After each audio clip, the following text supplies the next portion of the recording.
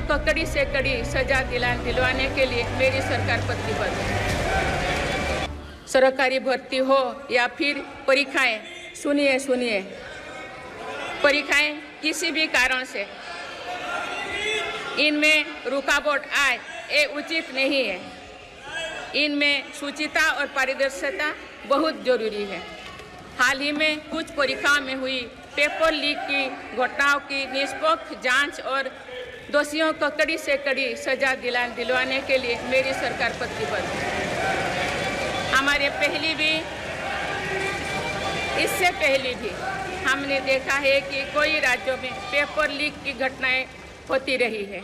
इस पर दलीय राजनीति से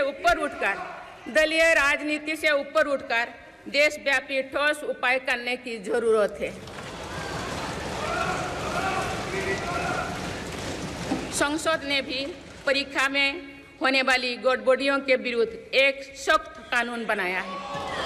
मेरी सरकार परीक्षाओं से जुड़ी संस्थाओं, उनके कामकाज के तरीके, परीक्षा प्रक्रिया सभी में बड़ी सुधार करने की दिशा में काम कर रही है। माननीय सदस्यगण, मेरी सरकार ने युवाओं की राष्ट्र निर्माण में भागीदारी और बढ़ाने के लिए मेरा युवा भारत माय भारत अभियान की शुरुआत भी की है। इसमें अब तक 1.5 करोड़ से अधिक युवाओं का पंजीकरण हो चुका है। इस पहल से युवा में नेतृत्व कौशल और सेवा भावना का बीजारोपण होगा।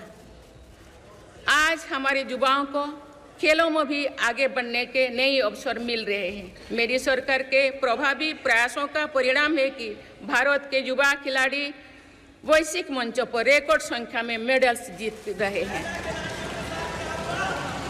कुछ ही दिनों बाद पेरिस ओलंपिक्स में भी शुरू होने वाले जा रहे हैं।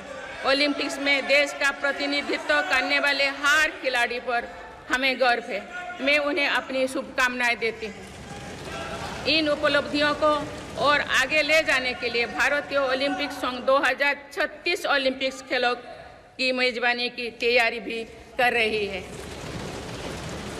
माननीय सदस्यगण, जुलाई की 1 तारीख से देश में भारतीय न्याय संहिता भी लागू हो जाएगी।